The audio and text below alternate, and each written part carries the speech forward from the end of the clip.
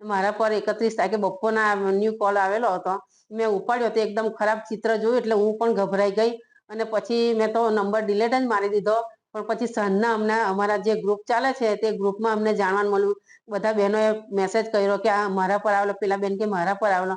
તો પછી અમે ગ્રુપમાં જાણ કરી, પછી અમે પોલીસ સ્ટેશનમાં પણ જાણ કરી. તો એમણે એવું કીધું કે આ અમારે ના લાગે બેન, આ તમારે સાયબરમાં જાણ કરવી પડે. એટલે આવતીકાલે અમે જવાના છે સાયબરમાં. શું માંગ છે બેન, તમે શું કહેશો? અમારી માંગ એ જ છે કે જે કોઈ હોય ગમે તે એને શોધીને તમે ગમે તે સજા કરો.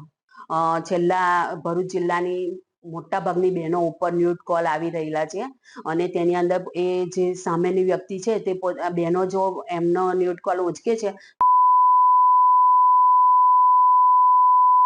તો એનાથી બહેનો કંટાળી ગયેલી છે અને બહેનો આ નંબર પરથી કોલ આવે છે. મોટાભાગની દરેક ગામડાના બહેનો પર આવી ગયા છે અને બહેનો આ નંબર જોઈને ગભરાઈ જાય છે. બહુ સતત મારી બધી બહેનો ગભરાયેલી છે અને એટલા માટે જ અમે સાયબર સેલની અંદર આવતીકાલે તૈયારી સાથે અમે ફરિયાદ કરવા જવાના છે. શું માંગ છે બેન તમારી? અમારી એ જ માંગ છે કે આ જે પણ આ કૃત્ય કરે છે ગમે ત્યાં હોય તેને પકડી લાવીને અમારી જે બહેનો છે તે બહેનોને સોંપી દે, અમે એનો ઈલાજ કરી દઈશું.